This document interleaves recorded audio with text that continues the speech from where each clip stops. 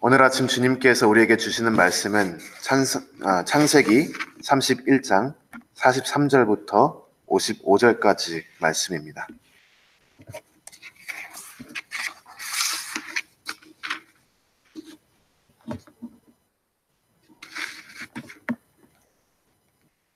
창세기 31장 43절부터 55절 말씀, 조금 길지만 우리 한 목소리로 봉독하겠습니다. 라반이 야곱에게 대답하여 이르되, 딸들은 내 딸이요, 자식들은 내 자식이요, 양떼는 내 양떼요, 내가 보는 것은 다 내 것이라. 내가 오늘 내 딸들과 그들이 낳은 자식들에게 무엇을 하겠느냐? 이제 오라, 나와 네가 언약을 맺고 그것으로 너와 나 사이에 증거를 삼을 것이니라. 이에 야곱이 돌을 가져다가 기둥으로 세우고 또 그 형제들에게 돌을 모으라 하니 그들이 돌을 가져다가 무더기를 이루매 무리가 거기 무더기 곁에 서고 라반은 그것을 여갈사 하두라라 불렀고 야곱은 그것을 갈르엣이라 불렀으니 라반의 말에 오늘 이 무더기가 너와 나 사이에 증거가 된다 하였으므로 그 이름을 갈르엣이라 불렀으며 또 미스바라 하였으니 이는 그 말에 우리가 서로 떠나 있을 때에 여호와께서 나와 너 사이를 살피시옵소서 함이라. 만일 내가 내 딸을 박대하거나 내 딸들 외에 다른 아내들을 맞이하면 우리와 함께할 사람은 없어도 보라, 하나님이 나와 너 사이에 증인이 되시느니라 함이었더라.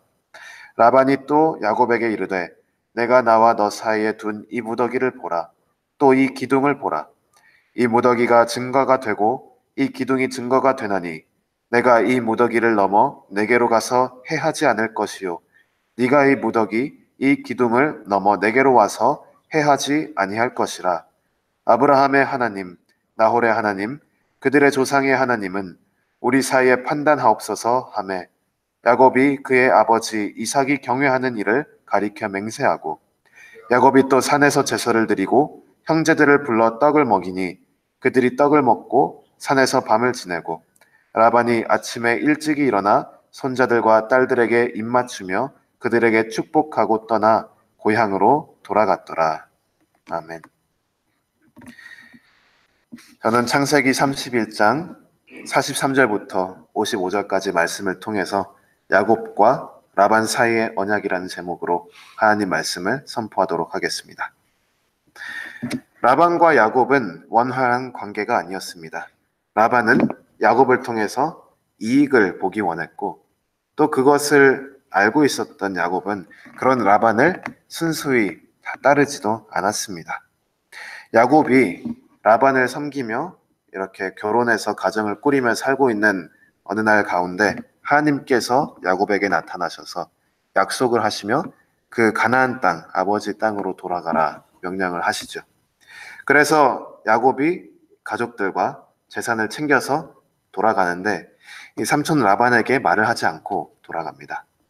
그래서 라반은 그 어느 날 아침 일어나 보니까 다 사라져 있잖아요. 마치 자기 것이 다 도둑 맞은 것처럼 이제 분노하고 속상해서 바로 짐을 챙겨가지고 야곱과 그 가족들을 따라갔습니다.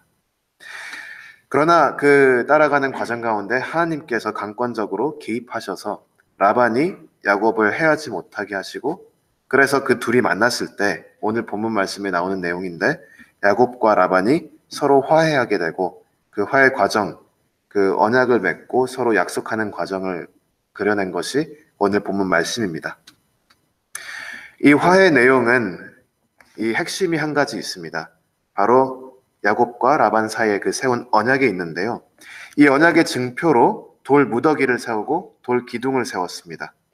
그리고 이 언약의 내용은 두 가지 정도가 있는데 라반과 야곱이 서로 해하지 않고 또한 야곱이 본인의 그 두 아내, 즉 라반의 두 딸을 잘 책임지고 그 가족을 섬기는 데 충실할 것을 약속했습니다. 그래서 이 두 가지 내용을 가지고 돌 무더기를 세우고 그 옆에 또 돌 기둥도 세우고 이렇게 해서 언약을 맺었습니다. 하지만 여기서 우리가 이야기를 좀 깊이 생각해보고 묵상해보면 궁금한 것이 하나 생깁니다. 과연 돌 무더기 하나 세웠다고, 돌 기둥 하나 세웠다고 서로 정말 수십 년간 싸우고 속이고 했던 라반과 야곱이 과연 신뢰를 할 수 있을 것인가? 라반이 과연 야곱이 이 언약의 말씀들을 지킬 것이라는 것을 믿었을 것인가? 또한 야곱은 라반이 이 언약의 말씀들을 존중할 것이라는 것을 어떻게 확신할 수 있었을까? 이런 질문을 물어볼 수가 있습니다. 만일 돌 무더기와 돌 기둥 자체가 라반과 야곱 사이에 맺은 그 언약의 근거가 된다면 그 근거는 굉장히 약한 것입니다. 왜냐하면 돌 무더기는 그냥 흩어버리면 사라지는 것이고 돌 기둥은 그냥 쓰러뜨리면 없어지는 것입니다. 그래서 이러한 어떠한 물체로 언약의 근거를 찾으려면 굉장히 약한 기반밖에 안 되기 때문에 서로를 신뢰할 수가 없었을 것입니다. 특히 라반과 야곱처럼 원활하지 않았던 관계, 서로 속고 속이는 그런 관계였던 사람들이 돌무더기 하나 있다고 서로를 신뢰할 수는 없는 것입니다. 그렇다면 서로 구두 약속을 해서 이렇게 말로 주고받고 했다고 해서 그 언약의 근거가 될 수 있는가? 그것 또한 아닙니다. 말로 주고받은 약속만큼 연약한 기반도 없습니다. 그냥 이런 말 안 했다라고 하면 끝이니까요. 그럼 증언을 세우거나 아니면 이렇게 서류를 만들어서 기록을 세우는 방법도 있는데 기록도 항상 위조 위험이 있고 위조 충분히 할 수 있죠. 야곱 같은 사람들은. 그리고 이렇게 증언할 수 있는 사람들이 증인들이 있다고 해도 그 사람들을 매수할 수 있잖아요. 그러니까 사람들 또는 기록된 어떤 서류들을 통해서 언약의 기반을 찾는 것도 무리가 있습니다. 그렇다면 오늘 야곱과 라반 사이에 맺은 그 언약, 이 언약의 유효성은 무엇을 근거로 하고 있는가? 돌무더기도 아니고 돌기둥도 아니고 그곳에 있었던 증인도 아니고 그 사이에 오고 갔던 말도 아니고 또한 그들 사이에 작성한 서류도 아니라면 무엇이 언약의 기반이 될 수가 있는가? 이 언약에는 기반이 되려면 뭔가 그들보다 더 튼튼하고 더 신뢰할 수 있는 어떠한 기반이 세워져야 됩니다. 그리고 오늘 말씀 보시면 이 라반과 야곱 사이에 세워진 언약에는 제3자가 존재하고 있지요. 그리고 이 자가 이 언약의 근거가 되십니다. 이분은 바로 여호와 하나님이십니다. 사람이 세우는 언약은 절대적인 효력이 있을 수가 없습니다.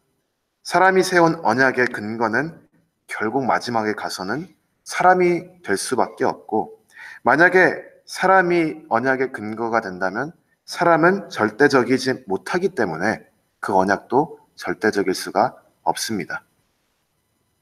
사람은 우리가 절대적으로 신뢰할 수가 없지요. 그렇기 때문에 그 사람의 이름을 걸고 뭘 한다고 하더라도 그것이 절대적인 능력이 있을 수가 없습니다. 하나님께서도 말씀하셨듯이 우리가 원한다고 우리의 머리카락 하나 색깔 바꿀 수 없는 것이 인간의 연약함과 인간의 한계인데 어떻게 사람의 말을 절대적인 것으로 받아들이고 약속을, 이런 중요한 언약을 세울 수 있겠냐는 것입니까? 언약에 절대적인 효력이 있으려면 절대적인 기반, 절대적인 근거가 필요합니다.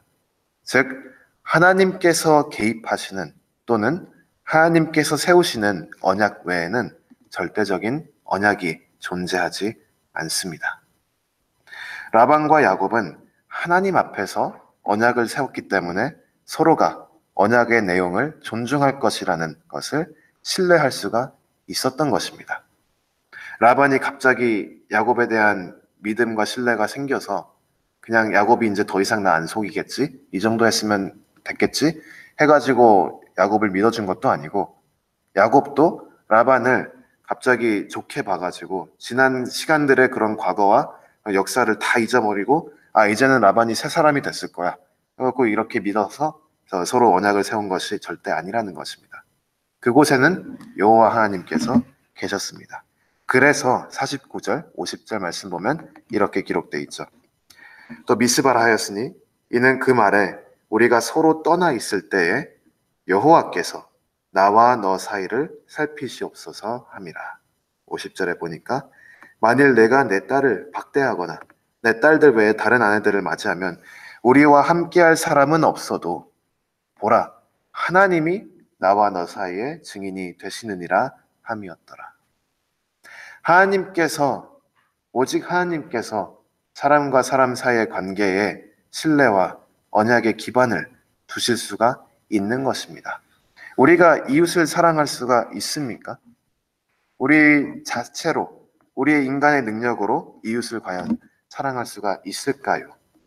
예수님께서 이웃 사랑에서 얘기할 때에 그것을 하나님 사랑에 먼저 이야기를 하고 하나님 사랑을 기반으로 그것과 동일하게 이웃을 사랑하라고 가르친 것은 하나님과의 관계가 옳지 않으면 사람과 사람 사이의 관계도 세워질 수가 없기 때문입니다. 그래서 오늘 본문 말씀에서 얘기하는 야곱과 라반 사이의 언약은 먼저 하나님께서 계셔야 이 사람과 사람 사이에 언약이 맺어질 수가 있다는 것입니다. 그렇다면 이 말씀이 오늘날 우리에게는 어떤 의미가 있는가? 오늘날 우리에게 있어서도 굉장히 중요한 것을 가르쳐 주지요. 왜냐하면 오늘날 우리, 특히 기독교인이라고 스스로 일컫는 우리 자신이, 우리의 정체성이 바로 하나님의 언약 백성이라는 것에 있기 때문입니다. 우리가 그리스도인이라고 말하고 하나님의 딸, 하나님의 아들이라고 고백하고 하나님의 백성, 하나님의 종, 그리스도를 따르는 자, 이렇게 우리가 우리 스스로에 대해서 선포를 하고 고백을 하는데 이 모든 것의 근거가 어디 있느냐?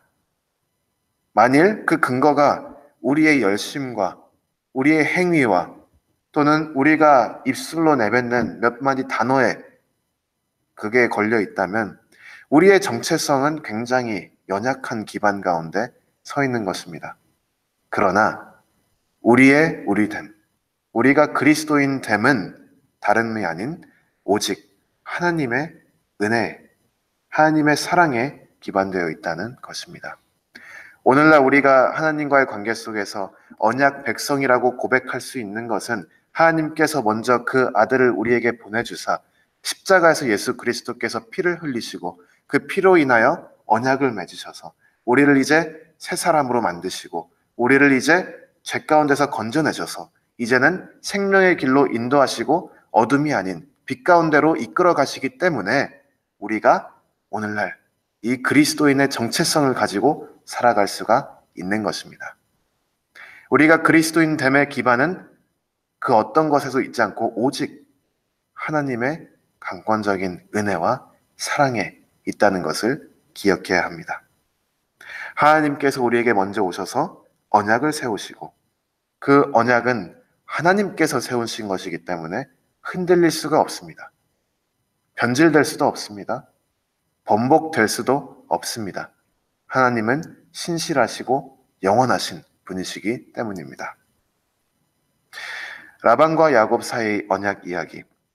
이게 우리랑 무슨 상관이 있을까 할 수 있지만 언약이 무엇인지 좀 더 깊이 묵상해 볼 수 있는 기회를 제공하고요.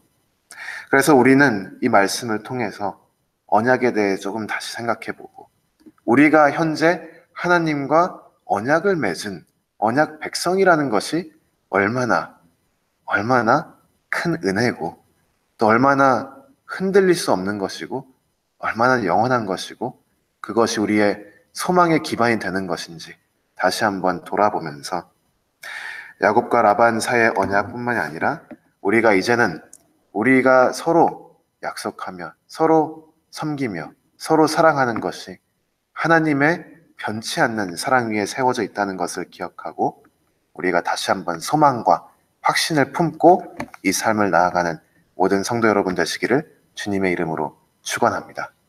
아멘.